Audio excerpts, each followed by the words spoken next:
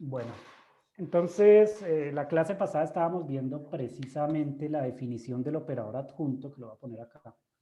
Definición del operador adjunto. Y bueno, en la notación de Dirac, uno esto lo escribía de la siguiente manera. Vamos a poner aquí. Lo escribía así, ¿no? Yo ponía un phi aquí, ponía el operador A, y acá ponía el psi. Y bueno, aquí ponía exactamente la misma probabilidad de transición y yo les decía, bueno, de acuerdo con Dirac, el operador puede operar igual a la derecha o a la izquierda. Es decir, puede operar sobre el ket o puede operar sobre el bra, ¿cierto? Pero que opere sobre el bra significa en realidad que está aplicándosele a un funcional lineal que luego aplica un vector, ¿cierto? Eso es lo que estoy diciendo aquí. Mientras que aplique al que me está diciendo que obtiene un nuevo vector. Entonces son dos cosas diferentes y pues yo lo había escrito en la notación funcional. La notación funcional lo escribí de la siguiente manera. El primero era equivalente a aplicarlo al funcional para el vector phi. Y este funcional además aplica sobre el otro vector, ¿no? Sobre psi. Mientras que lo que tengo a la derecha es otra cosa. Esto es hacer que el funcional asociado a phi aplique sobre el vector a psi, ¿cierto? Y de acuerdo con Dirac ambas cosas son iguales. Aquí hice un poco de operaciones con el producto escalar y llegué a lo siguiente, ¿no? Esto desde el punto de vista del producto escalar, lo que obtuve fue que entonces esto era equivalente a tener el siguiente producto escalar, que aquí me apareciera un adaga multiplicado por phi, ¿cierto? Aplicado sobre phi, producto escalar con psi, esto para la parte de la izquierda, mientras que para la parte de la derecha esto es equivalente a tener el phi, que es el vector que tiene una correspondencia 1 a 1 con el funcional, producto escalar con a psi, que es otro vector. Entonces miren que las tres cosas que están escritas acá significan lo mismo. Esto es en la notación de Dirac, que simplemente estoy diciendo puede operar a la izquierda o a la derecha. Esto es en la notación funcional. Si opera sobre el bra, en realidad está aplicándose al funcional lineal, ¿cierto? Recuerden que los funcionales forman un espacio vectorial, por lo tanto son vectores de un espacio vectorial y por eso tiene sentido aplicarle un operador lineal, porque también son vectores de un espacio vectorial. Y esto define un nuevo operador que era este A por F phi, que lo llamamos un F key, etcétera. En todo caso, es un operador lineal porque lo que está a la derecha también es un operador lineal, ¿no? Y simplemente es la manera de escribirlo aquí desde el punto de vista de los funcionales lineales, ¿no? Pero también esto define un producto escalar que fue el resultado final al que llegamos. Y este producto escalar es precisamente la definición del operador adjunto. Entonces, esta es definición del operador adjunto. Así se define en álgebra lineal. Un operador adjunto es un operador que satisface esta propiedad. Es decir, que si usted tiene un producto escalar de esta forma, en la primera componente usted opera con el operador normalmente, así como está, y en la segunda componente tiene que operar con su adjunto. Bueno, al revés, ¿no? La componente de la derecha opera con A, la de la izquierda con A. Es la definición del operador adjunto, de tal forma que ambos productos escalares tienen que dar lo mismo. Eso me define este adaga, que es distinto del A y que yo pude haber llamado un B, pero como está directamente relacionado con A, simplemente le puse un daga acá. Miren que todavía no hemos dicho qué significa esa daga. Simplemente yo estoy diciendo, este objeto lo defino para que cuando aplica sobre la primera componente, el primer argumento, y le haga el producto escalar con otro vector, me dé lo mismo que esto que tengo a la derecha. Eso es todo lo que estoy diciendo.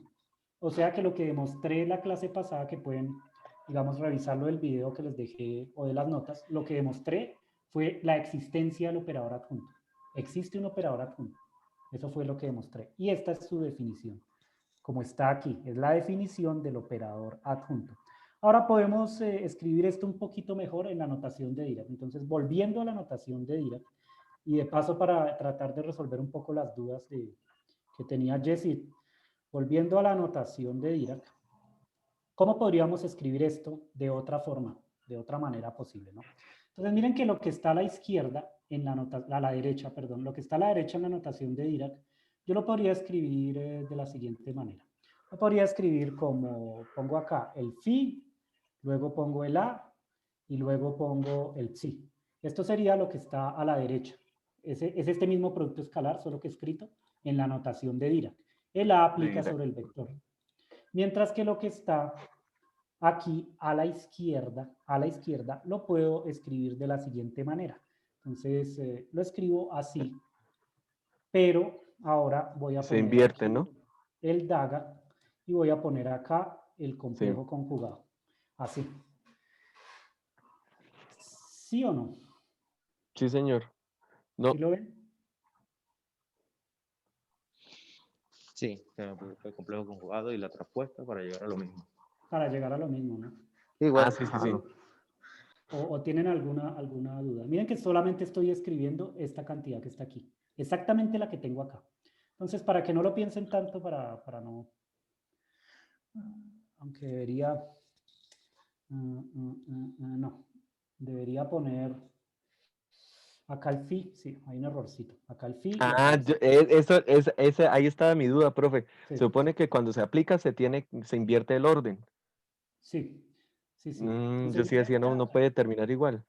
esta que está aquí la sacamos un poquito para desarrollarla, pero miremos el término de la derecha, de la izquierda, pues, para que nos quede completamente claro, porque estas aplicaciones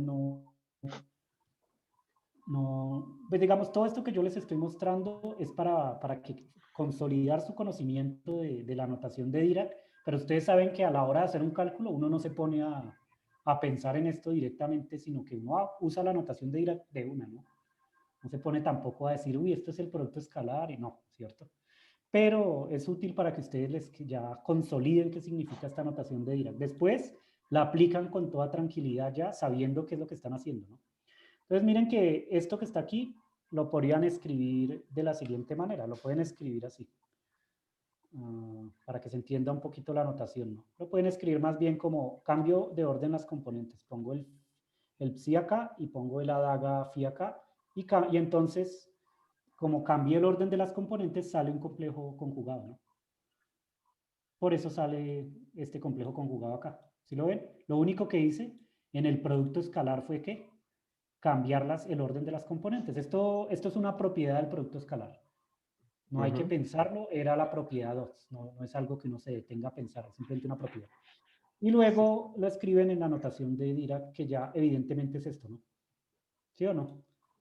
Sí, Lo señor. mismo que hice con el primer componente, ¿no? Es todo, fue todo lo que hice. Entonces, ambas cosas son exactamente lo mismo. Pero, entonces aquí, definamos el siguiente ket. Y esto para que lo entiendan un poquito, a ver si, nos queda claro. Y no, pero no, esta no es la notación de ket. Así. El ket, vamos a poner acá una letra omega y a ese ket lo vamos a definir como A por el phi que está acá, el psi, perdón. O sea, esta cantidad que está acá a la derecha, esta cantidad que está aquí. Si definimos que este es el ket, W es igual a A por phi, entonces,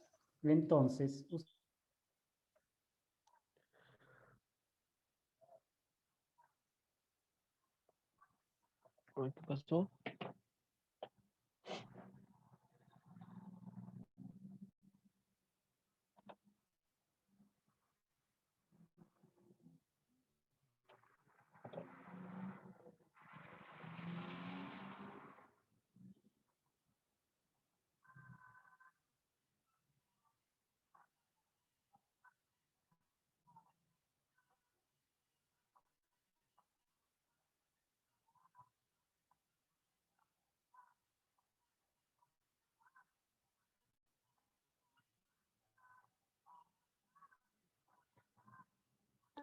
¿Se cayó la llamada o no fue a mí?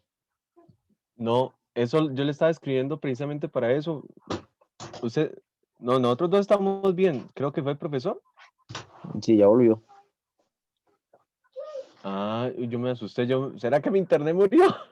Ya, no, fue el mío. Se me salió. Lo bueno es que Ah, no fue el internet, sino fue Zoom. Me sacó así de golpe como, ah. no sé por qué. Yo- pero bueno, no se preocupen. Entonces, ¿qué les estaba diciendo? Les estaba diciendo que vamos a definir un nuevo vector omega que es igual al operador lineal A aplicado a psi, ¿cierto?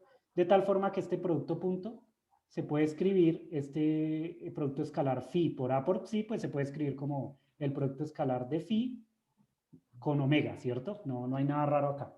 Pero noten que, ¿cierto? ¿Qué pasó Noten con que el A, profe? el A lo puse aquí, mire, A con psi, Ah, ya, sí, vale señor. omega. Vale omega. Y lo puse acá. Noten que entonces esta cantidad que está acá, esta cantidad es precisamente igual a hacer lo siguiente. Cambio el orden y, bueno, y pongo el hermítico conjugado acá, ¿cierto? Aquí no hice nada raro. Recuerden que cuando uno cambia el orden de los argumentos, entonces aparece un complejo conjugado, ¿cierto? Pero este complejo conjugado que está acá debería ser igual entonces al otro término que tengo acá a la izquierda, ¿cierto? Porque esto es igual a esto. Entonces esto tiene que ser igual a esto. Como consecuencia, entonces existe un bra que se llama el bra omega. Lo voy a escribir acá. ¿Dónde lo puse? Ay, no, me equivoqué. El bra omega sería entonces, ¿qué? El bra omega sería igual a este bra sí, con A daga. Daga. Si lo ven, Ujú. aquí está la correspondencia 1 a 1 de la que estábamos hablando precisamente, que estaba preguntando Jessie. Miren que si este es el que, A por sí, entonces el bra, ¿cuál será? El daga del sí. A daga por sí. Sí, ajá. Pero, de nuevo, les repito, no significa que yo le estoy aplicando el hermítico conjugado a este que. No significa eso. Aunque hay una correspondencia entre los bra y los ket, es decir, si yo tengo un ket que es A por psi, entonces el bra va a ser el mismo psi, el bra, con A daga. No significa que yo le estoy aplicando el hermítico conjugado. Aunque sí puedo calcular el bra si conozco el ket. Pero lo importante es que sepan que no le están aplicando el hermítico conjugado, ¿no? Esto se obtiene simplemente y tiene sentido únicamente dentro de un producto escalar. O sea, tiene sentido dentro de una integral. ¿Se acuerdan las propiedades de la delta de Dirac? Las propiedades de la delta de Dirac solo tenían sentido dentro de las integrales, ¿no?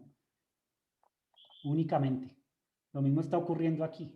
Esto solo tiene sentido dentro de una integral o dentro de un producto interno. Porque esto que está aquí en realidad, les recuerdo, es un funcional que se llama el funcional a daga psi, ¿cierto? A daga psi, es un funcional. No quiere decir que yo le haya aplicado el hermítico conjugado o el adjunto a este ket para obtener este bra, pero sí que existe una correspondencia entre los dos, ¿no? Si yo conozco el ket, entonces puedo obtener el bra usando la definición de operador adjunto, que fue lo que hice acá, usando la definición. ¿Sí o no? ¿O no es claro?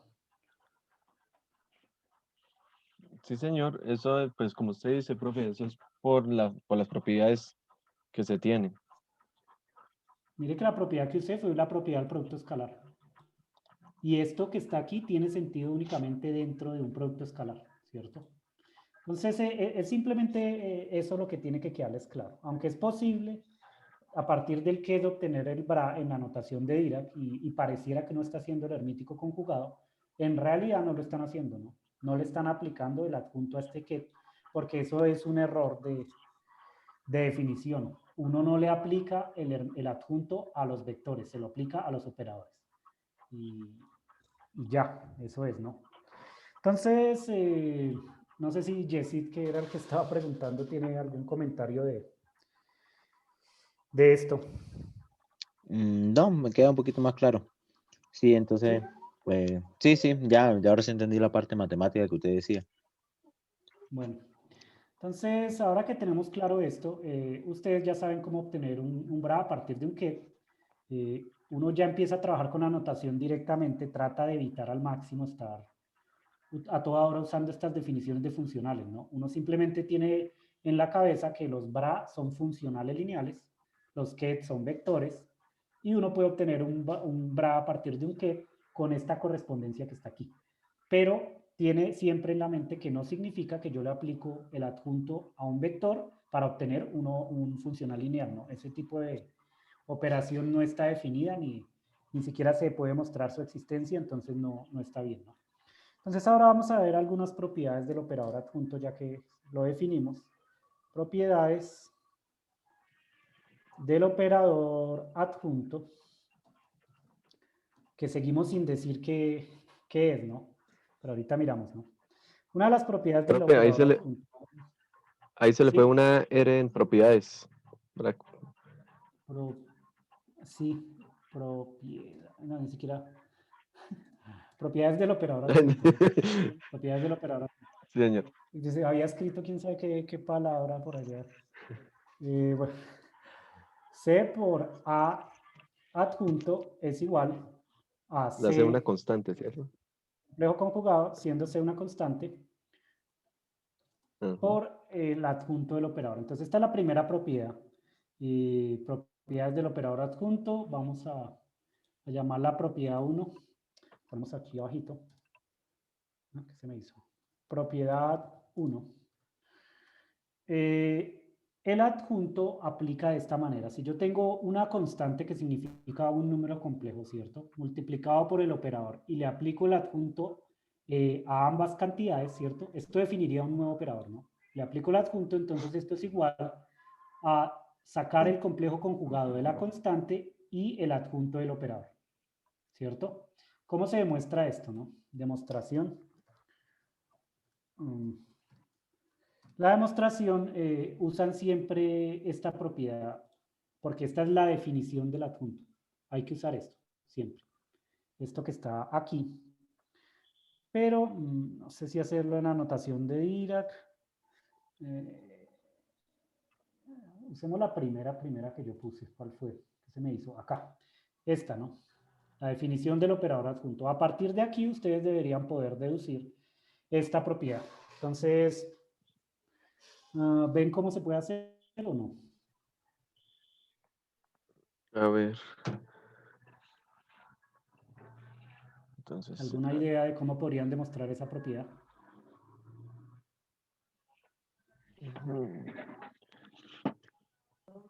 Pues a mí se me ocurre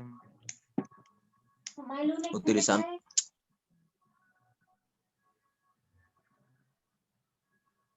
a ver. utilizándolo de arriba. Vamos a ir paso por paso y luego lo miramos más en detalle, ¿no? Entonces, primero definimos el operador C por A, un nuevo operador que es C por A, ¿cierto? Que lo voy a encerrar entre paréntesis. Entonces, de acuerdo con la definición de operador adjunto, uno debería tener esta propiedad, ¿no? Si C por A es un nuevo operador, entonces uno debería obtener esto, ¿cierto? Esta es la definición de operador adjunto, ¿no? Donde C por A sería un nuevo operador que pueden llamar B, pero no vamos a escribir más letras, ¿no? Primero, esta es la definición de su adjunto. El adjunto del operador C por A debe ser este C por A daga que satisface esta propiedad. Esta propiedad, primero. Segundo, podemos ponernos a operar un poquito acá. Entonces, vamos por la derecha. Miramos qué pasa en la derecha. Primero, esto lo podemos escribir de qué manera. Esto lo podemos escribir como lo siguiente, ¿no? ¿Qué podemos hacer con este C que está aquí? Lo Miren podemos que sacar. primero, A por phi es un vector también, ¿no? Ujú. Porque cuando A opera sobre phi es un vector. Mientras que C es un escalar. Entonces, ¿qué puede pasar con este C? Lo podemos sacar. lo pueden sacar, ¿no? ¿Y sale con el complejo conjugado o cómo sale? Eh, Sí, con el complejo conjugado. sí, debería salir así con complejo conjugado, ¿no? No, no porque recuerden que el producto escalar es Ah, no, lineal. porque es un escalar. Sí, sale Es normal, lineal en profe. su... sí, pero la razón es que el producto escalar es lineal en su segundo argumento, ¿no? Y antilineal en el primero, Mm, ¿cierto? Entonces sale sin su complejo conjugado. Y luego hacemos lo siguiente. De la definición de producto, perdón, de adjunto, este A pasaría a al otro lado, ¿cierto? Al primer argumento como una daga, ¿cierto? Acá, ¿sí sí. o no? De la definición del adjunto, que el adjunto se tiene que entender dentro de este producto escalar. El operador adjunto tiene por definición esta cantidad que está aquí. A daga por phi, ¿cierto? Pero además puedo volver a meter este C dentro de este producto escalar. Pero ahora lo voy a poner dentro del primer argumento. Entonces, ¿cómo debería entrar? Si llega acá, dentro del primer argumento, ¿con qué entraría? Ah, como usted dijo que con el primer argumento es Ajá. antilineal, Entonces, entonces ¿cómo entra? tendría que entrar con el complejo conjugado, ¿no? Exacto. Porque miren que si tiene el complejo conjugado en el primer argumento, cuando sale, sale sin el complejo conjugado. ¿Sí lo ven o no? Ujú. Y por lo tanto, entonces, ¿cuánto vale C por A daga? Pues vale C complejo conjugado por A No, daga. da- ¿Lo ven? Y lo único que estoy haciendo es usar la definición del adjunto y las propiedades del producto escalar. Las propiedades del producto escalar. ¿Listo? Esta quedó clara, ¿no? Sí, señor. Entonces, propiedad 2.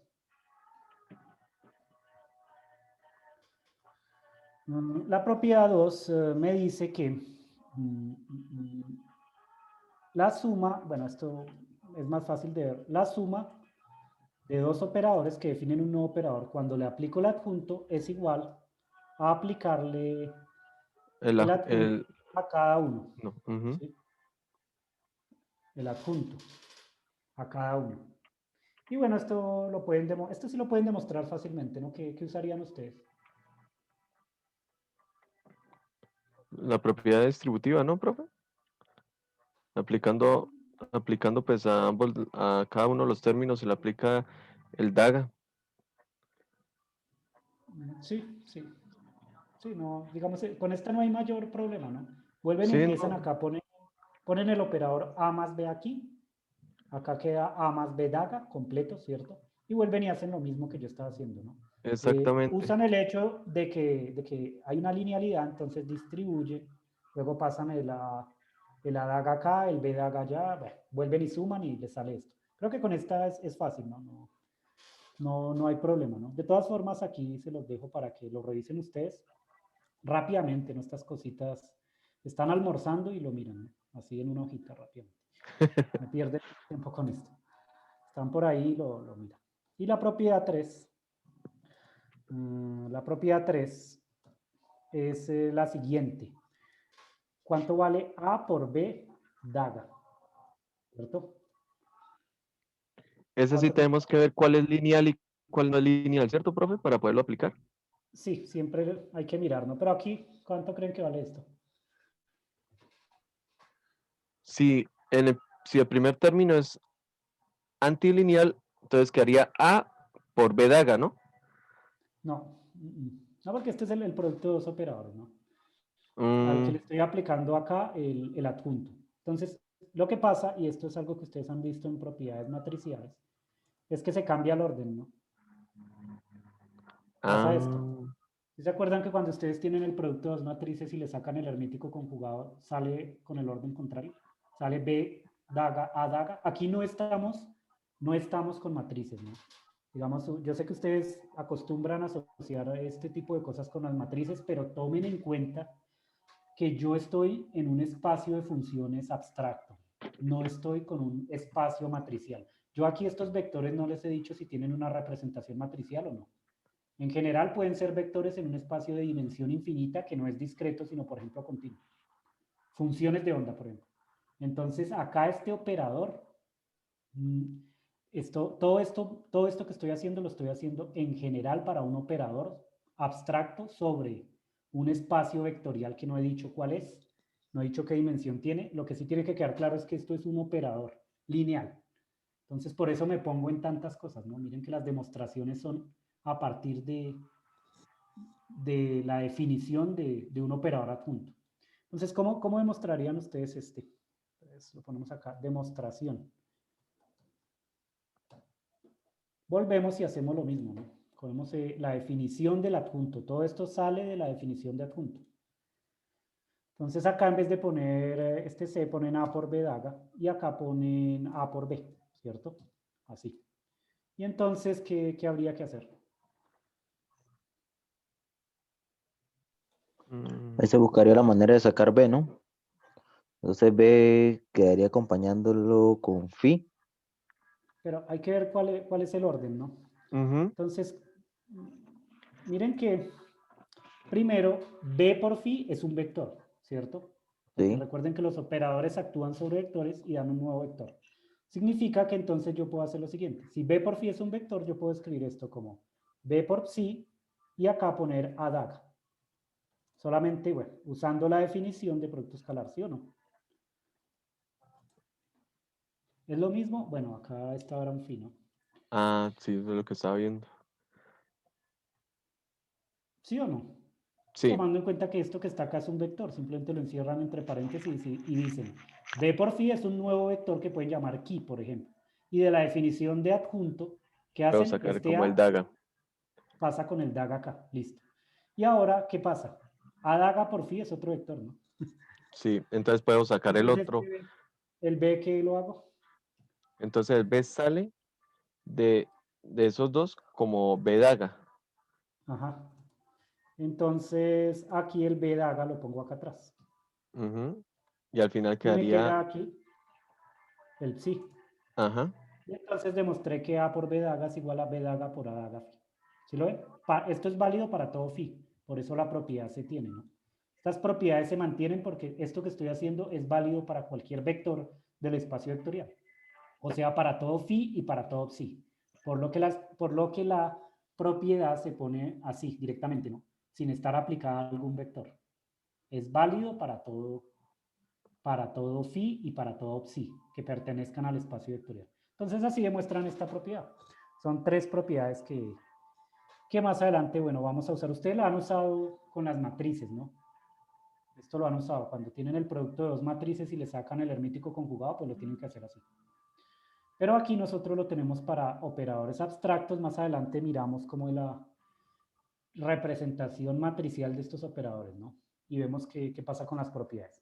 Entonces, aparte de esto, aquí, adicionalmente, esto es útil, adicionalmente, bueno, o adicional al producto escalar que hemos definido nosotros, como el bra por el ket, les pongo aquí este producto escalar, en la notación de Dirac, phi y psi, se puede definir, esto es un escalar, ¿no? Se puede definir el producto externo o exterior, el producto exterior, de la siguiente manera. En lugar de poner el bra y el ket como están aquí, lo ponen así. Lo ponen al revés. A ver si lo puedo hacer. A ver.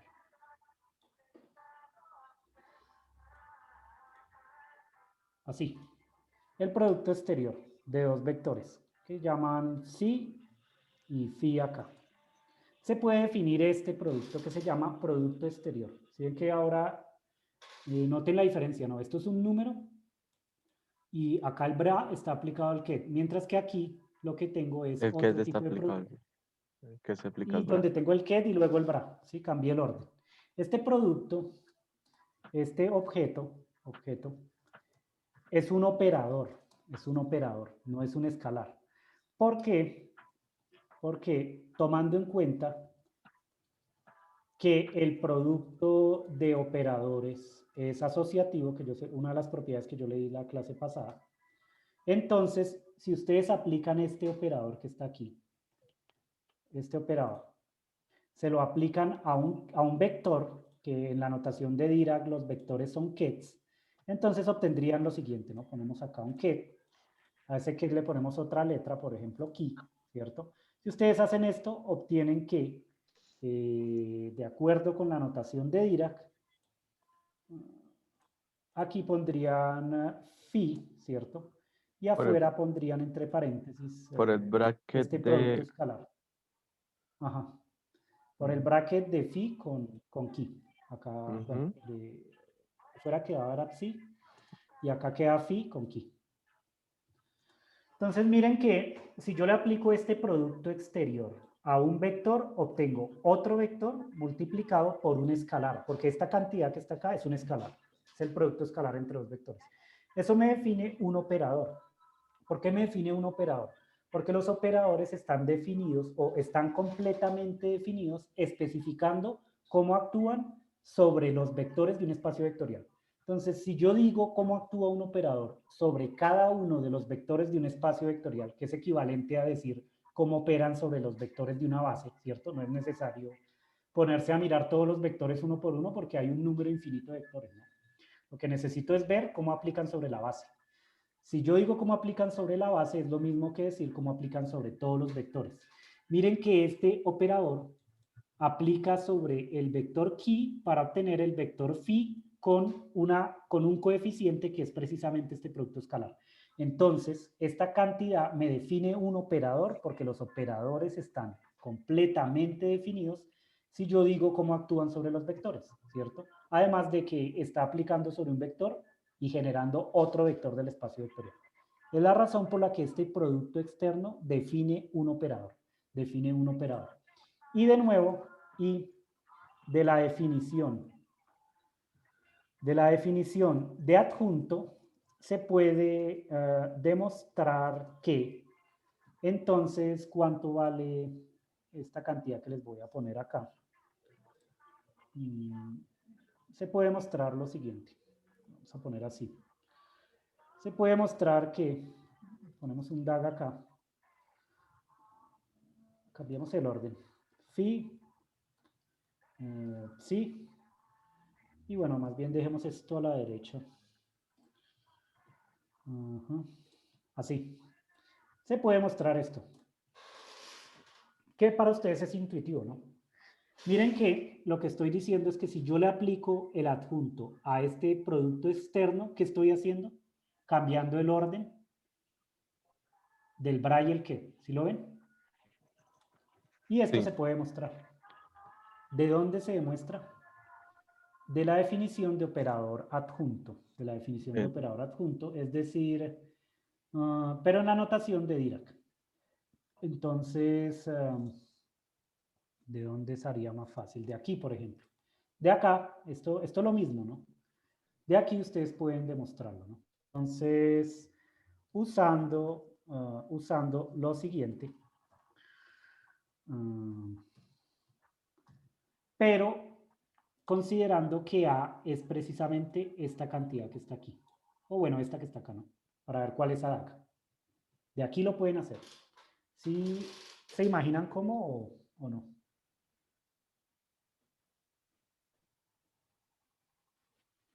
¿O está muy complicado? Mm, ¿Sí lo ven o no? O se los desarrollo, ¿no? De todas formas, este curso es para que cada cosita que ustedes no vean, yo la haga. Habría que reemplazar este A que está aquí, lo reemplazan por este operador, porque dije que esto era un operador. sí. Lo ponen acá. Que este operador Y a es, ustedes les puede aparecer en algunos contextos, ¿no? Seguramente, bueno, más adelante lo vamos a ver, pero ¿sí lo han visto en algún lado? ¿Sí se acuerdan de no, la este verdad no, operador? profe. Bueno, pero digamos, si alguien trabaja en óptica cuántica, Jessit de pronto sí lo ha visto, ¿no? Sí, eso me parece que lo he leído por ahí en los artículos.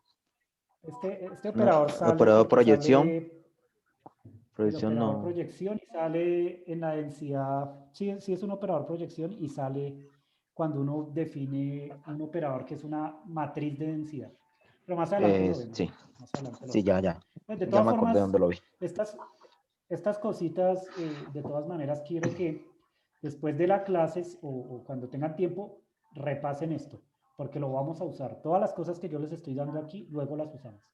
Entonces, vamos, el análisis funcional es muy extenso, ¿no? Tendría que darles un curso de por lo menos 2 semestres de análisis funcional para cubrir todo. Uy, santísima. Pero la idea es que yo les estoy dando precisamente los conceptos que se necesitan para aplicarlos a la óptica cuántica y a la teoría de campos cuánticos.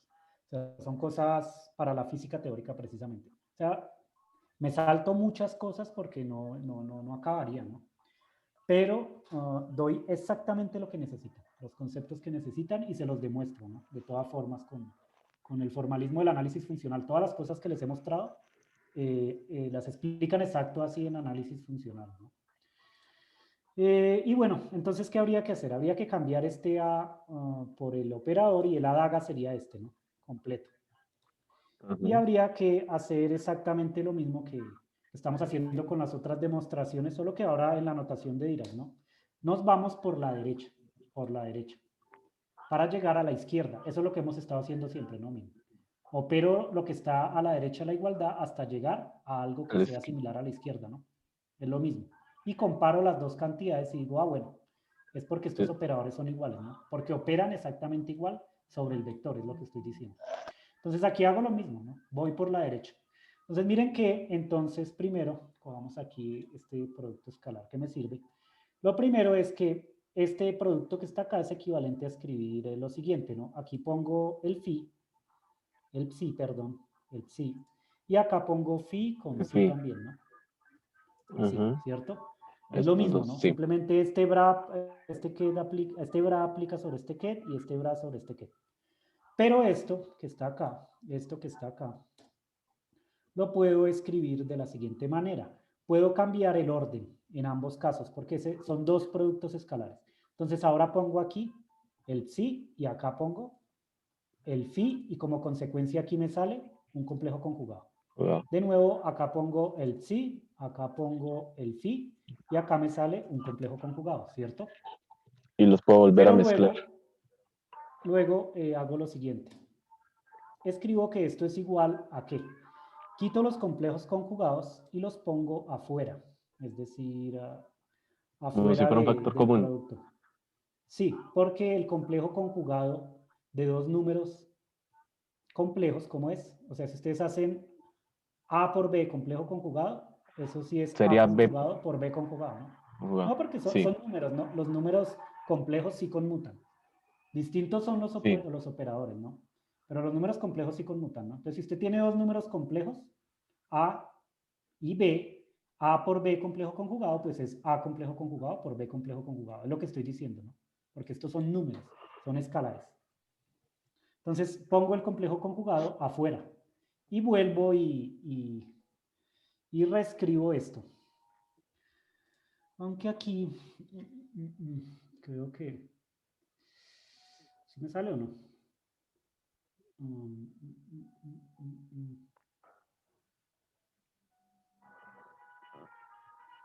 Ujú.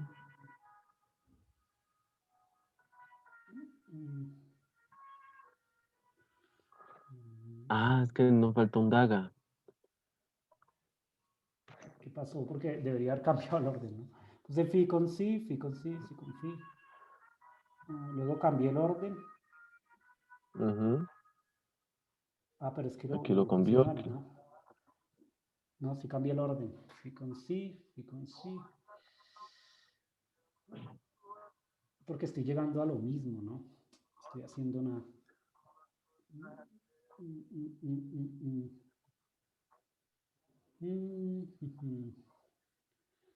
Vamos a ver cuál fue el problema, ¿no?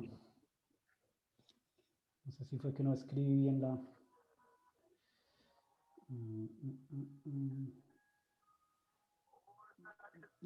A ver, tengo phi, adaga.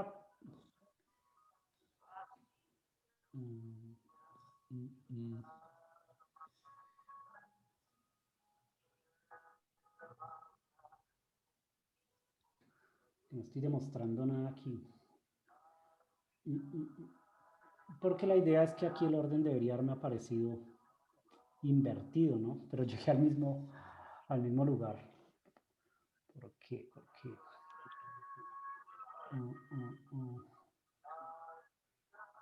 La razón es simple, ¿no? Yo acá debía haber puesto el mismo operador exactamente, ¿no? Lo puse acá no lo debería haber puesto invertido. Aquí es sí y fi, ¿no?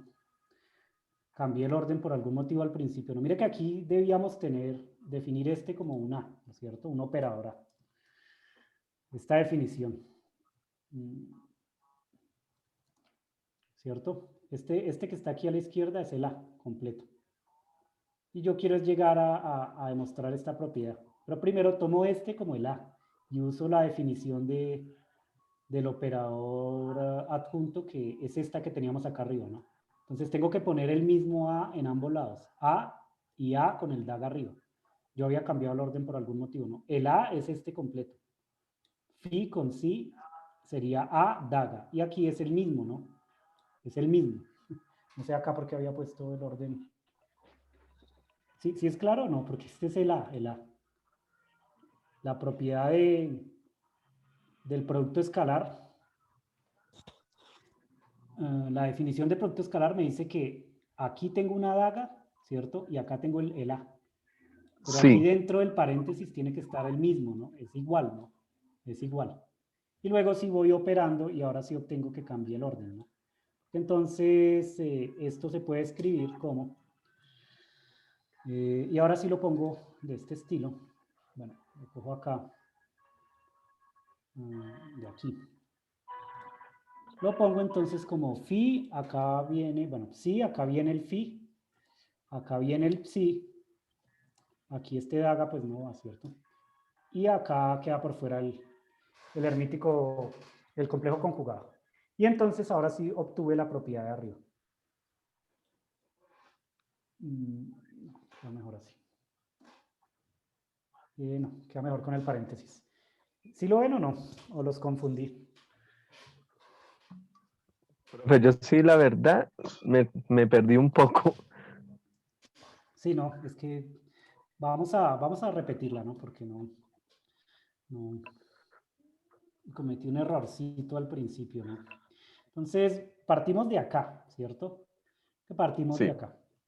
Y esta es la propiedad que me define el operador adjunto, pero en la notación de Dirac, ¿no? En la notación de Dirac. De aquí, yo digo, bueno, defino un operador A, que es exactamente este que está aquí. Este A que está acá. Esta cantidad es mía, ¿cierto? Este es mía. Y entonces, esta propiedad, que es la que me define el operador adjunto, la escribo acá abajo exactamente igual. Solo que ahora A vale este producto exterior de phi con psi, ¿cierto? Entonces pongo en vez de A, pongo precisamente eso. Y mírenlo acá, ¿no? Phi con psi es el A y phi con psi es el A, ¿cierto?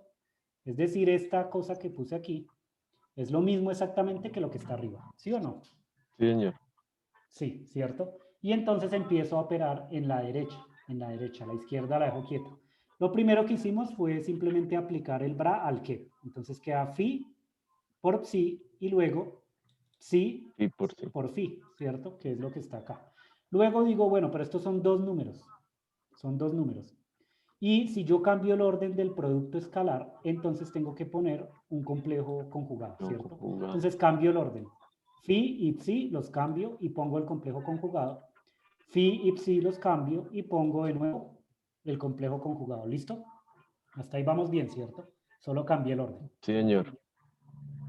Pero esto es el producto de dos números complejos, ¿no? Entonces puedo sacar el complejo conjugado afuera de los dos. Porque miren que lo único que tengo es que un número A por B, le saco el complejo conjugado y me da A complejo conjugado por B complejo conjugado. Entonces esta propiedad simplemente toman en cuenta que los productos escalares son números complejos, ¿cierto? Ahora sí De aquí a salen acá hay estos algún dos. Ah, problema, listo. ¿no? Ya lo abrí. Está bien, ¿cierto? Y Sí, luego me señor. doy cuenta que eso define un nuevo operador, que es precisamente este que está acá, ¿cierto? Simplemente lo separé. Queda el phi, que es el bra, queda un operador que es phi por psi, el producto externo entre estos dos vectores phi y psi, y luego queda el ket, que es este phi, con el complejo conjugado.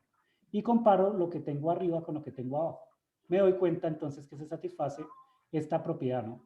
Phi por psi adjunto es igual a cambiar el orden del Braille-Ket, ¿no? Psi y phi, por phi y psi, que es lo mismo que está aquí, ¿no? Solo que pues toman en cuenta que uno puede llamar a los Está vectores como quiera, ¿no? Sí, claro. Aquí está, pues no importa, ¿no? Acá pueden poner entonces psi y poner acá phi. Y va a Y ser lo entonces mismo. acá ponen, sí, es lo mismo porque yo puedo llamar a los vectores como yo quiera, ¿no? Es lo mismo, ¿no? Para que queden la misma notación. Es lo mismo, ¿no? Entonces Listo, miren que pero aquí de nuevo, ustedes pueden verse tentados a decir que lo que está ocurriendo es que el hermítico conjugado cambia un bra por un ket, ¿cierto? sí. Que esa operación debería ser definida de alguna manera, ¿no? Pero en el análisis funcional no existe, ¿no? Yo no le aplico adjuntos a los vectores, sino a los operadores. Miren que yo aplico el adjunto a un operador que pareciera, y esto es un error, vuelvo y les escribo acá, porque no quiero que... Es un error hacer lo siguiente. Porque se los repito tantas veces que espero que no se les olvide, ¿no? Entonces, es un error decir que entonces este DAGA que está aquí se distribuye. Y lo que estoy haciendo entonces es lo siguiente. O sea, esto es un error, ¿no? Decir que entonces el DAGA cogió acá y cogió acá. Estos vectores. ¿Cierto? Eso es un error. Es un error. Y decir, bueno, y además se cambió el orden y entonces esto es igual a cambiar el ket por un bra y el bra por un ket. Todo esto es un error, ¿no? Porque no es lo que está pasando. No es lo que está pasando. Yo no le aplico hermético conjugado a los vectores ni tampoco a los funcionales. Se los aplico es a operadores lineales. No le aplico eso a vectores ni a... Entonces, aunque uno está muy tentado a creer que esta fue la operación que se hizo, miren que no es así. Miren cómo es la demostración. Tiene sentido únicamente dentro de un producto escalar y hay que usar la definición del hermítico, bueno, del adjunto, ¿no? Todavía no estamos con un hermítico conjugado acá, ¿no? Del adjunto, del adjunto. ¿Sí ven la diferencia de las dos cosas? Una cosa es un error y otra cosa sí es como se demuestra formalmente. Que cuando yo aplico el adjunto a este producto externo, a este producto exterior, entonces lo que ocurre es que se cambia el orden, ¿no? Del bra y el ket. Pero no significa que yo le estoy aplicando esto a cada vector, ¿no? No significa eso. Entonces, esto es un error. Hacer esto es un error. Se debe hacer es lo que yo puse acá abajo. Pero bueno, esto no lo dejo en las notas porque luego los confundo, ¿no? Simplemente lo tienen presente, ¿no? Lo tienen presente. Bueno, esa es otra propiedad. Y aquí ya para introducir precisamente el espacio de matrices, entonces vamos a revisar lo siguiente. Si consideramos que el espacio vectorial es de dimensión finita, un espacio vectorial de dimensión finita y es discreto, entonces podemos hacer la siguiente operación. Hacemos, ¿dónde me quedo? Esto que está aquí, lo vamos ahora a hacer en una base arbitraria, ¿no? Entonces podemos definir una base, ¿cierto? Esta base ustedes la definen siempre como un conjunto de vectores ortonormales, que están ortonormalizados, de tal forma que las bases vectoriales no necesariamente tienen que ser vectores ortonormalizados, ¿cierto? Sino que tienen que ser un conjunto de vectores linealmente independientes, pero siempre es posible ortonormalizarlos, ¿no? Y es conveniente hacerlo, sobre todo en mecánica cuántica. Entonces uno define una base de U sub j tal que estas j pues van desde 1 hasta n, siendo n la dimensión del espacio vectorial, ¿no? N es la dimensión del espacio vectorial. Y por lo tanto, entonces, escribo aquí, por lo tanto, se puede calcular el siguiente objeto, de acuerdo con la definición de producto escalar. Ustedes pueden hacer acá el producto con un vector U sub i de la base y otro vector u sub j, que son dos vectores distintos, ¿no? Forman parte de la base. Y esto entonces tiene que ser igual a u sub j con u sub i, ¿cierto? Pero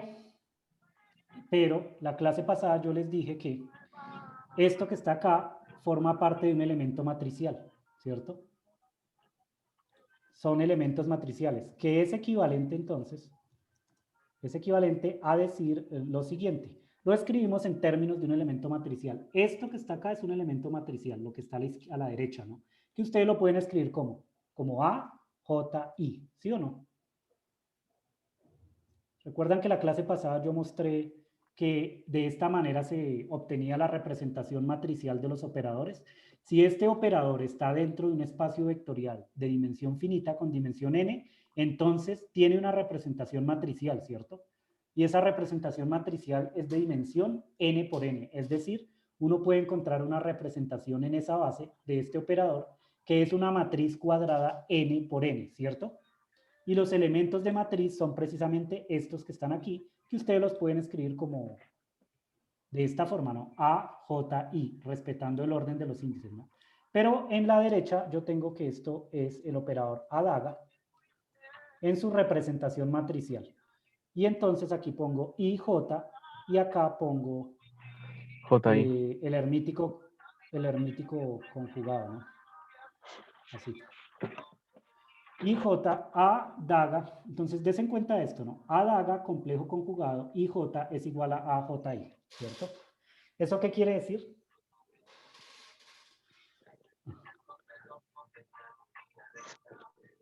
Que eso tendría que ser, ¿cómo es? Eso ¿Qué tendría que implica ser, esto? Que es hermítico. Pero un poquito más, porque estamos tratando ahora de encontrar la manera en la que opera este adaga, pero en la representación matricial. Eso quiere decir que sacar el complejo conjugado, a ver si lo ven. Eso significa que A y J, daga, complejo conjugado además, ¿cierto? Es igual a y La J traspuesta.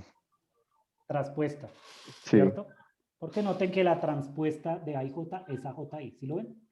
Es lo mismo. sí, Y entonces el hermítico conjugado acá, de nuevo, pongo acá. Y entonces, ¿qué significaría coger a un operador y sacarle su hermítico conjugado? Que es la pregunta que nos interesa. Eso significaría hacer ¿qué? Pues ahora aplican el complejo conjugado a ambos lados, ¿cierto? De esta ecuación. Aplican el complejo conjugado a ambos lados, porque estos son números. Y por lo tanto, es lo mismo que hacer A y J traspuesto complejo conjugado. no, ¿Sí o no? ¿Sí lo a ven? ver. Espere, profe. Sí. Lo repito. Esta llega acá. Profe, ¿me podría hacer favor de repetirlo? Qué pena. Sí, claro. Sí, claro, mire. Entonces, de nuevo, ¿cierto? Yo primero usé la definición ahora del adjunto en la notación de Dirac, ¿cierto? Y Sí, dije, ahora estamos en un espacio de dimensión finita que es discreto, entonces los operadores tienen una representación matricial. En particular, yo hice cogí a este psi y lo llamé un uj y a este phi un u sub i, que son dos vectores independientes, ¿no? Son ortogonales de acuerdo a la base, ¿no? Porque forman parte de la base, son linealmente independientes, son ortogonales. Son dos vectores diferentes. Y los pongo acá. UI, UJ, y acá pongo entonces el otro, UJ, UI, ¿cierto? Lo que estoy usando es precisamente esta definición. Miren que el orden de los vectores se cambia, ¿no? Acá tiene psi, acá phi, acá phi, acá psi. Acá tengo UI, UJ, entonces acá UJ, UI. Primero estoy usando la definición del operador adjunto, pero ahora en un espacio de dimensión finita. Luego de esto, entonces digo, bueno, pero esto que está aquí es precisamente el elemento, uno de los elementos matriciales, ¿no? Porque en este espacio los operadores tienen una representación matricial, son matrices n por n. Y estos son precisamente sus elementos matriciales. La clase pasada vimos un ejemplo. Entonces lo escribo en forma matricial, como un elemento matricial. Este sería el elemento AJI, ¿cierto? AJI. Mientras que el de la derecha, el de la izquierda, perdón, sería la representación matricial de A daga. Entonces esto sería A daga IJ y además hay un complejo conjugado afuera. Entonces, para la primera parte, ¿está claro esto, sí o no? Sí, profe. Sí, esto está claro. Entonces, ahora notamos además que lo que yo estoy diciendo es que cambie el orden de I y J. Miren que AJI se puede escribir como A transpuesto IJ, ¿sí o no? La parte de la izquierda la mantengo igual, ¿cierto? Es esta que está acá. No la cambio. Cambio el de la derecha. AJI es AIJ traspuesto, ¿sí o no? Sí, Porque señor. el traspuesto, ¿qué hace? El traspuesto de una matriz lo que hace es Invertir. cambiar el orden de los índices, ¿no? Eso Ujú. hace el traspuesto de una matriz. La diagonal queda igual, lo que cambia son los términos que están fuera de la diagonal en la matriz, ¿no? Cambio el orden de los índices. Entonces miren que cambié el orden. AJI es igual a AIJ traspuesto. Y luego aplico el complejo conjugado a estos dos números, porque estos son números. Este elemento matricial que está aquí no es una matriz, es un elemento de la matriz, es un número. Y entonces yo le puedo aplicar el Se hermítico aplicó el conjugado a conjugado. un número. Le aplico el Este, hermítico conjugado a ambos lados, a este y a este. ¿Cómo es el complejo conjugado de un número complejo? Pues es el mismo número, ¿no? mismo. Entonces Ajá. queda aquí. Y el otro queda con Ah, el ya. complejo conjugado. Ya, profe, ¿Cuál es ahora la sí. conclusión? ¿Cuál es la conclusión? Conclusión. En un espacio vectorial de dimensión finita, el adjunto es igual al traspuesto del complejo conjugado, que suele llamarse el hermítico conjugado, o el hermítico conjugado.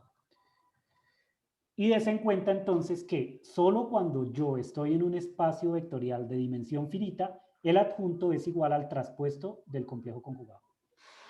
Pero si el espacio es de dimensión infinita, yo no puedo hacer esta definición, ¿no?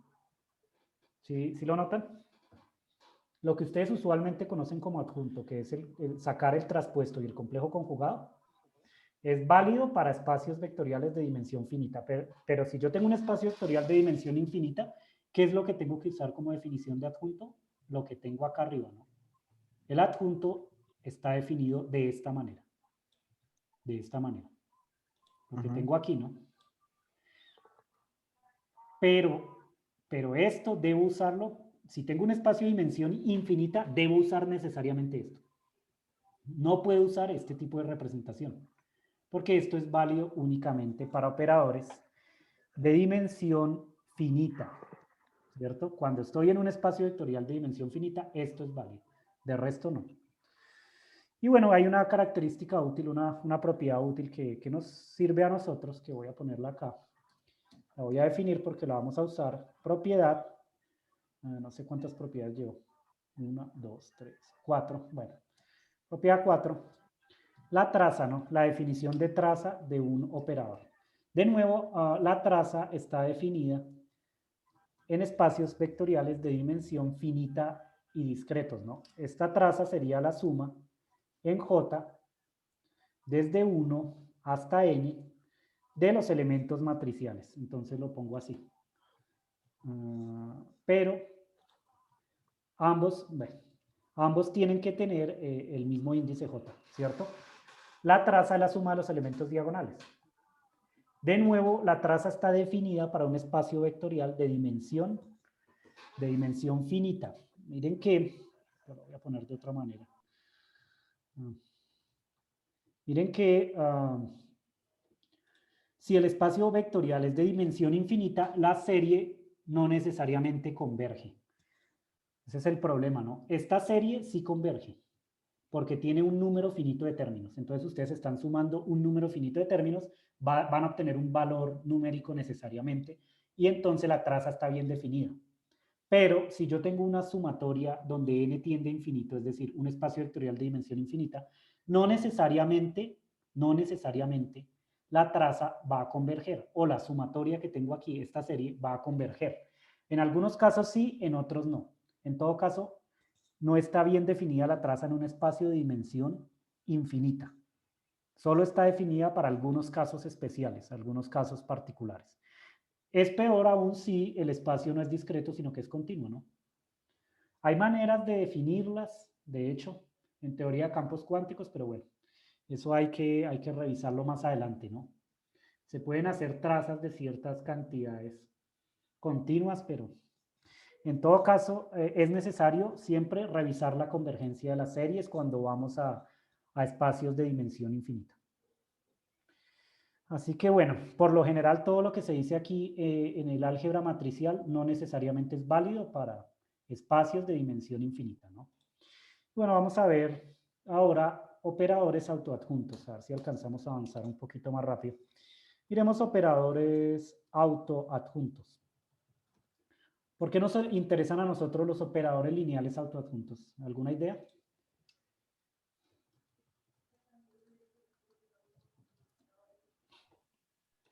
Que por ahora estoy dándoles mucho formalismo matemático, ¿no? Pero, por ejemplo, ¿por qué nos interesan los operadores lineales autoadjuntos? Eso es más sencillo de utilizar, ¿no? O sea, ya uno sabe que No, uno no, puede no. rotar un estado de un lado para otro y volverse con el mismo operador. No, no, uno en física, pues, es cierto que es más práctico, ¿cierto? Es más fácil de usar, pero esa no es la razón. ¿Cuál es la razón de que se usen operadores lineales autoadjuntos en física?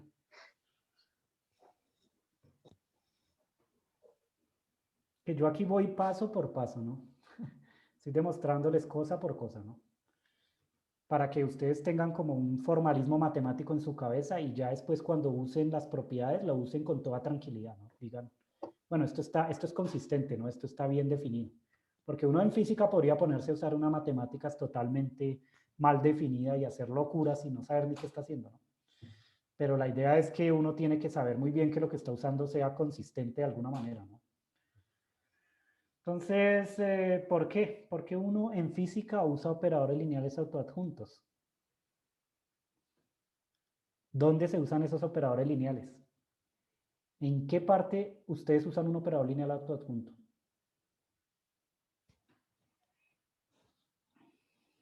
¿Alguna idea? ¿Una rotación de fase? No. Mm, Más general y algo muy importante en la física además y en mecánica cuántica. ¿Dónde ven ustedes operadores lineales autoadjuntos? Es uno de los postulados de la mecánica cuántica.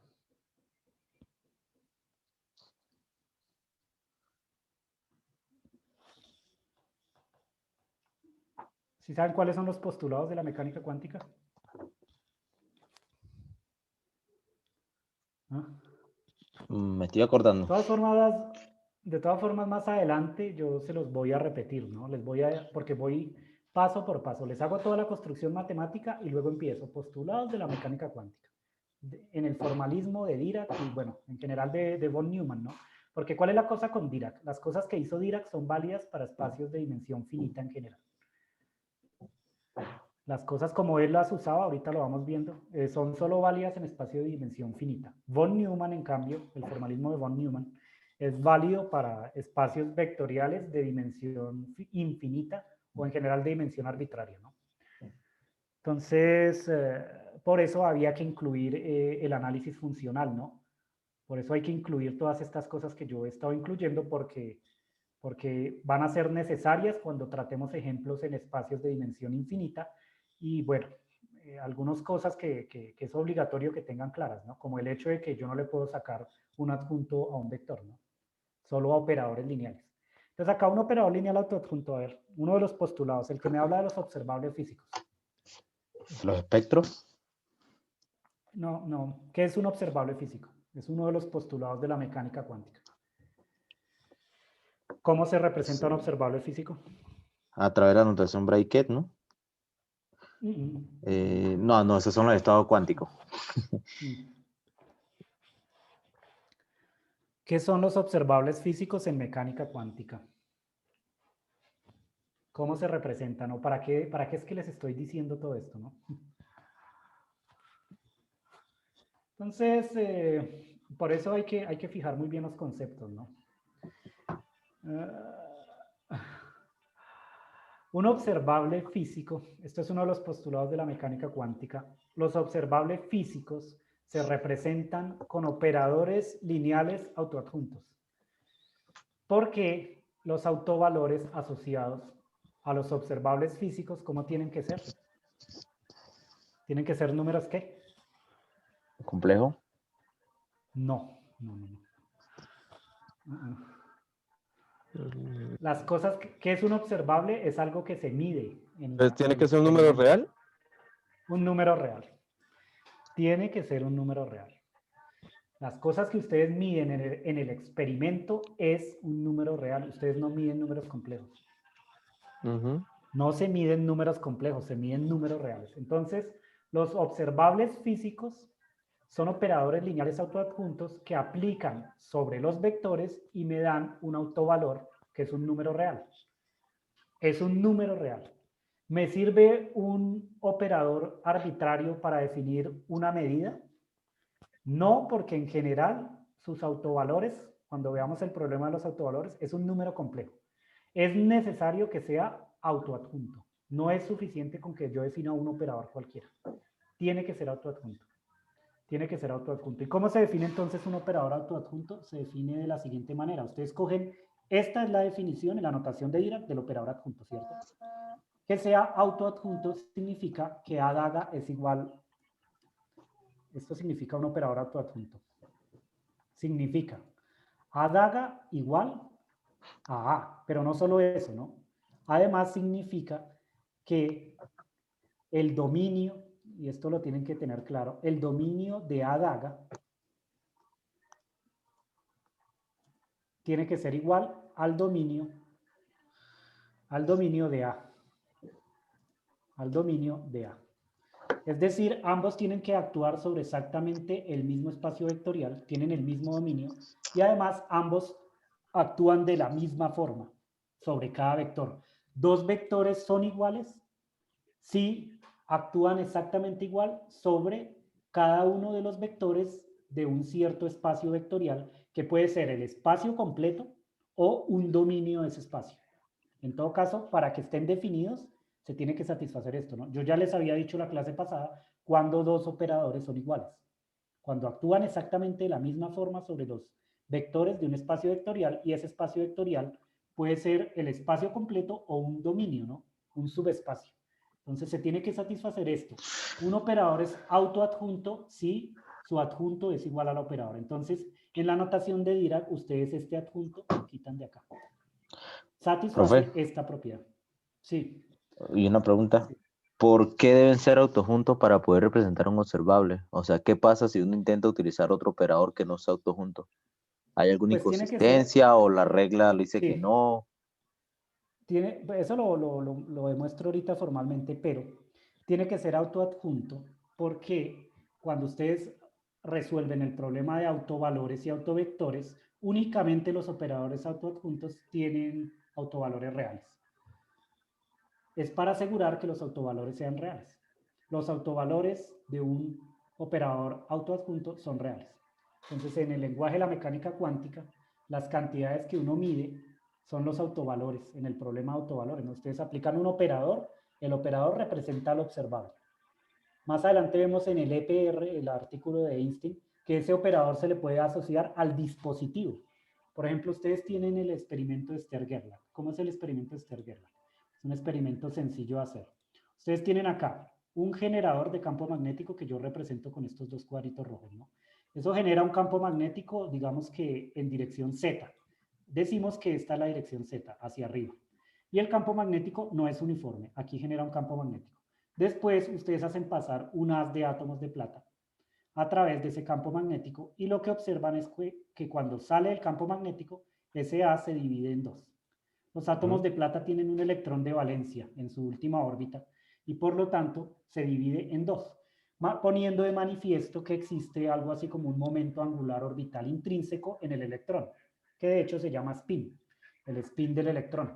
El haz siempre se divide en dos, no importa ustedes, si ustedes rotan este detector, imagínense que esto es un cascarón cilíndrico que está entrando en la pantalla de sus dispositivos y que ustedes pueden rotar a través del eje X, por ejemplo, si la horizontal es el eje X, ¿no?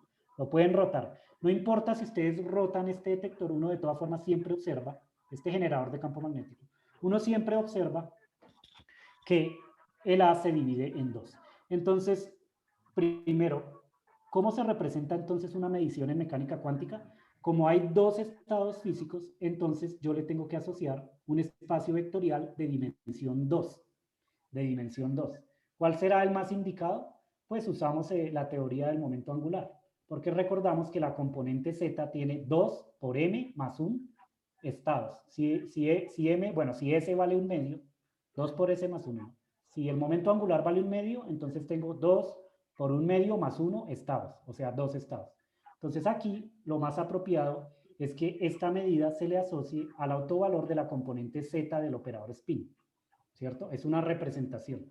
Para encontrar el valor numérico de la probabilidad de que esto ocurra, uno tiene que escribir eso en forma de una ecuación de autovectores y autovalores. De tal forma que lo que escriben es, un operador actúa sobre el estado del sistema y obtiene un valor, ¿cierto? SZ aplicado sobre el estado 1/2 da el valor, el autovalor 1/2, ¿no? ¿Sí o no? ¿Cierto? Sí. Es lo que hace uno. Pero el operador, que es un operador, me está representando al observable físico, a la componente Z del spin. Es el operador SZ. ¿Ese operador cómo es?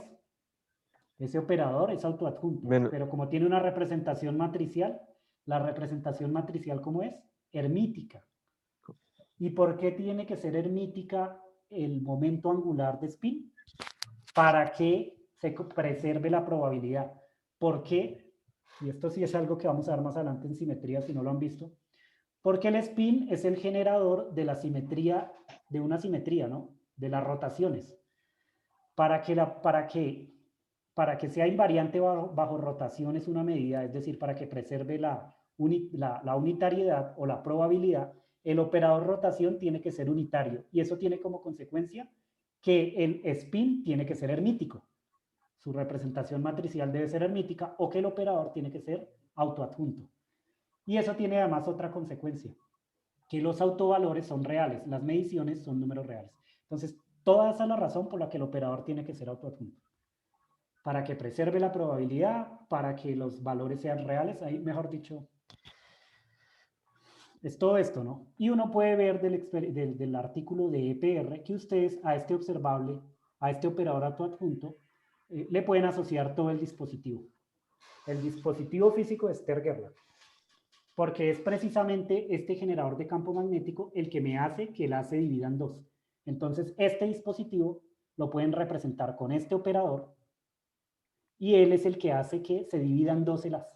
Entonces, el observable físico, que es este operador lineal autoadjunto, se puede representar también el dispositivo completo.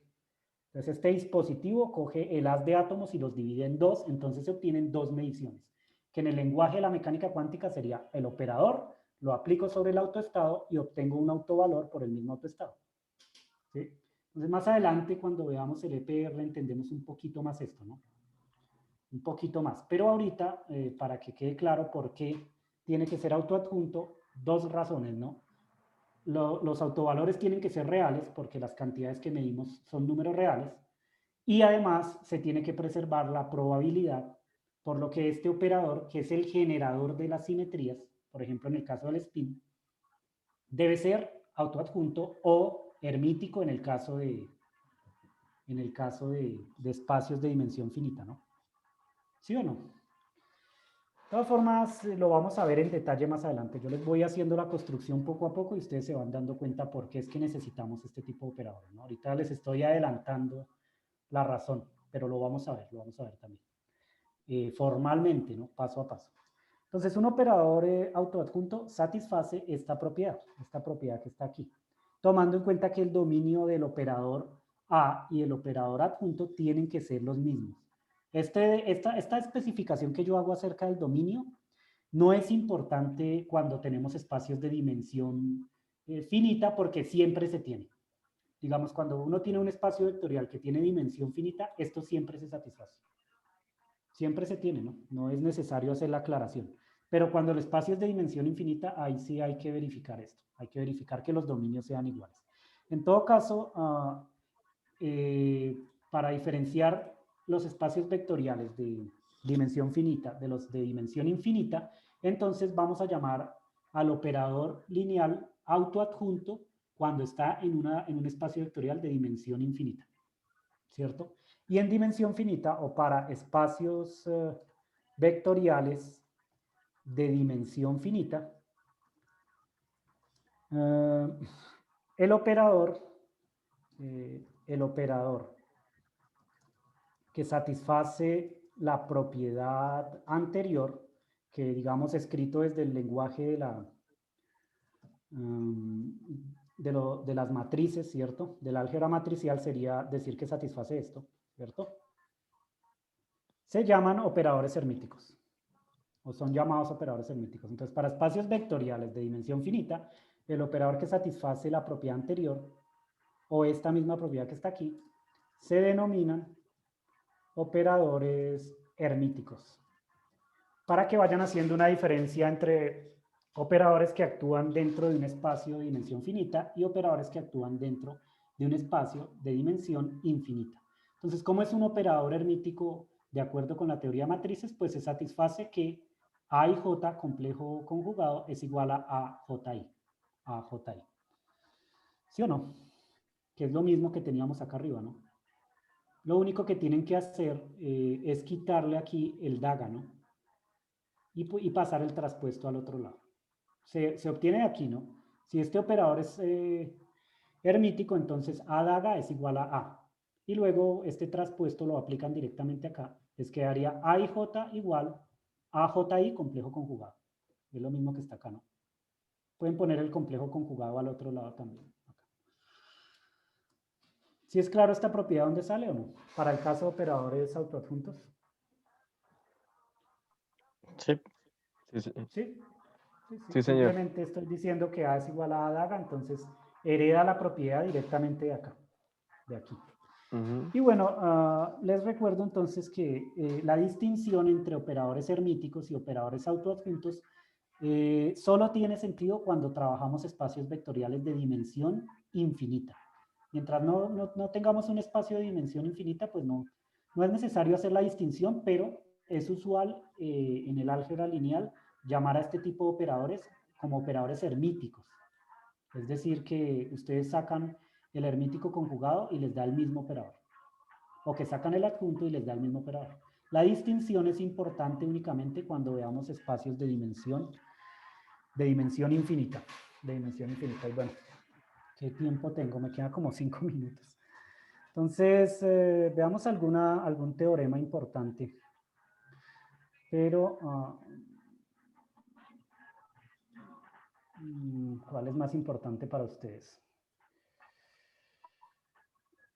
Veamos esto, ¿no? Ya para terminar, y me alcanzan a dar 10 minuticos más para poderlo terminar, ¿listo? No sé si tengan afán. ¿Pueden darme 10 minuticos más después de las 12? Sí. No hay problema, profe, no hay claro. problema. Listo, para alcanzar a hacer una cosa que es importante para ustedes, ¿no? Entonces, una nota aquí.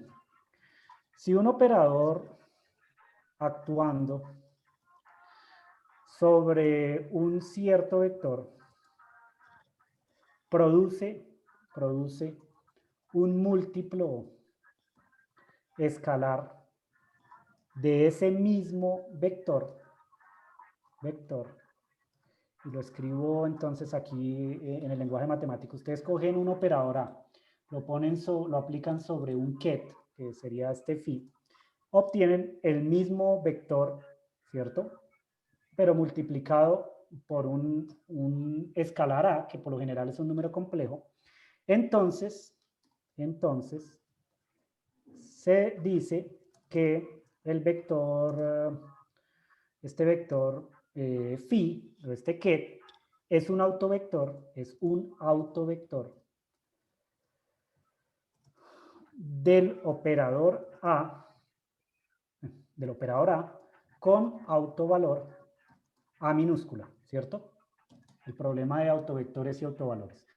No necesariamente todos los vectores de un espacio vectorial son autovectores de un operador, ¿no? Existen algunos vectores del espacio vectorial que son autovectores del operador A. No todos, ¿no? Hay algunos. ¿Y cómo se sabe cuáles son los autovectores del espacio vectorial? Pues para el operador A, pues ustedes tienen que obtener esta relación que está aquí. Cuando ustedes aplican el operador sobre el vector, les da el mismo vector multiplicado por un escalar.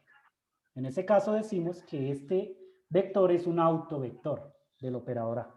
¿Sí? Es la definición de autovector. La correspondencia antilineal entre Bras y Ketz, que les repito no significa que uno saca el hermético conjugado, entonces me permite definir lo siguiente. Y también usando la definición de operador adjunto, ¿no? Me permite definir lo siguiente. Entonces yo les había dicho que hay una correspondencia entre Bras y Ketz, que fue la que definimos aquí con estas omegas acá, ¿cierto? Si este es el Ket, ¿cierto? Entonces este es el Bra, ¿no? Este es el Bra. Me permite definir la siguiente operación. Para el caso de que este phi sea un autovector, entonces en el caso de los Bras yo tengo lo siguiente. Ponemos acá el Bra. La ecuación de autovalores, bueno, la ecuación de autovalores para el Bra sería la siguiente. ¿Por qué no? Ya. Aquí tendríamos entonces el phi, acá deben poner el adaga. Esto igual a A complejo conjugado y acá ponemos, bueno, ponemos el Bra. Entonces miren que si el Ket satisface esta ecuación de autovalores y autovectores, entonces el Bra satisface una ecuación análoga, pero hay que tomar en cuenta cómo es la correspondencia entre Bra y Ket. De nuevo, les repito, aunque ustedes están absolutamente tentados a aplicar acá el hermítico conjugado y obtener esta ecuación, ¿cierto? Porque, digamos, pareciera que se obtiene así. Tomen en cuenta que eso solo es una manera heurística de obtener la representación del Bra, ¿cierto? Es como una forma heurística. Ustedes podrían hacerlo, pero teniendo siempre en mente, o con la salvedad, de que uno no le aplica hermíticos conjugados ni adjuntos a un vector, ¿no? Pero pareciera que sí, ¿no? Entonces es algo como heurístico. Es como un truco para recordar cómo es el Bra. Pero no es lo que está ocurriendo en verdad, ¿no? Esto solo tiene sentido dentro de un producto escalar. Para poder llegar a esto, teníamos que haber usado la definición de operador adjunto, que fue lo mismo que pusimos acá, ¿no? Por acá arriba. Yo usé la definición de producto escalar y de operador adjunto para poder llegar a esta correspondencia entre un Bra y un Ket, ¿cierto? Pero siempre tienen que tomar en cuenta que no es que estemos aplicando el hermítico conjugado. Entonces la ecuación de autovalores se satisface también para el Bra con estos cambios particulares, ¿no? Con estos cambios particulares que están aquí. Ustedes cambian el A por adaga y acá les aparece el complejo conjugado, ¿no? El complejo conjugado. Y entonces, ya que vimos esta relación que está acá, vamos a poner un teorema. Teorema 1, y bueno, la próxima clase seguimos viendo más teoremas. Si A es un operador autoadjunto o hermítico si es un espacio vectorial de dimensión finita, que se me hizo, o hermítico para espacios de dimensión finita, ¿cierto?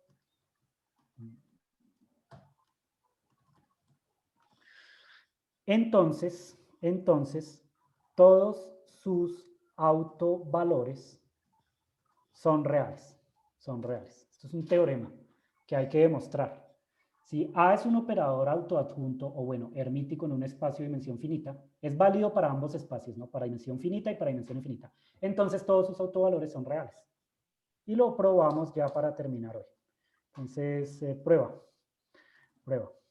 ¿Cómo probamos esto, no? Entonces, primero, nosotros hacemos lo siguiente. Debido a que A es autoadjunto, entonces tenemos lo siguiente. Lo vamos a escribir acá. Tenemos la siguiente propiedad. Tenemos que, ¿dónde está la propiedad? Acá, esta que está aquí. Tenemos que para un mismo estado físico, yo tengo lo siguiente. Vamos a aplicar este valor esperado para un mismo estado físico, ¿no? Debido a que es autoadjunto, se satisface esta propiedad, ¿no? Recuerden que primero teníamos la definición de un operador adjunto acá, en la notación de Dirac. Después dijimos para un operador autoadjunto, pues A daga es igual a A, entonces aquí a la izquierda cambiamos A daga por A y nos queda esto que está aquí, ¿no? Ahora voy a considerar esta propiedad, pero para un valor esperado en el estado phi. Entonces ambos estados son iguales. Phi y phi. En el bra y en el ket tengo ambos estados. Y la propiedad la escribo de esta manera que está aquí, ¿cierto? Usando la ecuación de autovalores, y eso es lo que me interesa, usando la ecuación de autovalores, que hay una para el bra y otra para el ket, se tiene lo siguiente. Miren que tenemos esta ecuación de autovalores, que es la que satisface el ket, y esta, que es su correspondiente ecuación para el bra, ¿cierto? Y lo vamos a usar aquí explícitamente, ¿no? Entonces, noten primero que vamos a escribir esta ecuación ahora, pero en términos de los autovalores, ¿no? Entonces, el lado de la izquierda, ¿qué pasa? Si ustedes aplican A phi, ¿qué obtienen? Esto sería lo que está acá. Si aplican A phi, obtienen la A minúscula, ¿no? Por el problema de autovalores. Entonces, aquí cambian esta A por una A minúscula. Mientras que en la derecha, en la izquierda, perdón, ¿qué tienen? Básicamente lo mismo, ¿no? El daga. Si ustedes aplican A phi o A daga sobre phi, ¿qué obtienen? ¿Qué aplicamos? Ah, Aquí obtienen también el A, sí, porque lo estoy aplicando a la derecha, ¿no? Estoy aplicando a la derecha. Miren que estoy usando que A daga es igual a A, ¿cierto? A daga es igual a A. Entonces lo aplico acá a la derecha. Pero vamos a seguir resolviendo esto un poco. Pero entonces yo puedo sacar el A de aquí. Puedo sacar el A. En este primer punto, acá el A sale como. Vamos aquí la igualdad. Aquí pongo el producto interno. Aquí me quedaría entonces phi. Acá de nuevo phi, ¿cierto? Y el A sale solo, ¿no? Porque el A está aquí. El A está acá. ¿Sí o no? sí. Y aquí, ¿cómo les saldría esto? En la parte de la izquierda. La parte de la izquierda se aplica el complejo conjugado. Saldría conjugado, ¿no? Sí. Saldría conjugado. Saldría conjugado. Saldría conjugado. Y me quedaría este producto interno. Ujú. Bueno, lo pongo acá. ¿Cómo me quedaría? Conjugado, ¿no? Pero noten que ambos estados son iguales, ¿no? Son el mismo estado. Y entonces lo que tengo aquí a la izquierda, a la derecha, perdón, no lo voy a modificar, pero lo que tengo a la izquierda, ¿qué pasa? Pasa lo siguiente. Pasa que cuando yo aplico el complejo conjugado a un producto escalar, cambio el orden, ¿cierto? Cambio el orden, pero ambos estados son iguales, ¿no? Entonces, ¿qué ocurre? Queda igual, ¿no? ¿Sí o no? Sí. Sí, porque son Sí. exactamente el mismo. Son exactamente el mismo. Por lo tanto, entonces obtengo la siguiente ecuación. A complejo conjugado menos A multiplicado por este producto escalar tiene que ser ¿Cero? igual a cero. Pero, y esto es lo importante, a nosotros no nos interesan las soluciones del estado físico que son iguales a cero, ¿no? Solo nos interesan las soluciones no triviales. Solo las soluciones no triviales. No nos interesan las soluciones triviales, ¿no? Phi igual a cero no nos interesa. Tomando en cuenta que lo único que necesitamos son las soluciones no triviales distintas de cero, ¿sí? Considerando únicamente las soluciones no triviales de esta ecuación, que significa considerar que este ket es distinto de cero, porque son las soluciones no triviales del problema de los autovalores. Esto distinto de cero. Entonces, ¿qué es lo que uno obtiene de esta ecuación? Obtiene que A complejo conjugado es igual a A. A complejo conjugado igual a A. ¿Y esto qué significa? Tiene que ser hermético, Significa que no. A es un A número es real. real. A es un número real. A es un número real. Entonces miren que si el operador es autoadjunto, entonces satisface esta propiedad, ¿no? Y como consecuencia, ¿qué pasa con los autovalores? ¿Cómo son? Son reales. Son números reales. Y esa es una de las razones por la que tenemos que trabajar con operadores autoadjuntos. Si el operador no fuera autoadjunto, no es posible demostrar este teorema. ¿Sí? Si ustedes ponen aquí que A daga es distinto de A, no se llega a esta igualdad, ¿cierto? No se llega. Inténtenlo y se dan cuenta que evidentemente no se podría probar este teorema. Este teorema es válido únicamente para operadores autoadjuntos. Entonces es la primera razón por la que necesitamos que el operador sea autoadjunto o hermítico en el caso de que el espacio sea de dimensión infinita. Y bueno, dejemos aquí por hoy. Voy a pausar el video acá.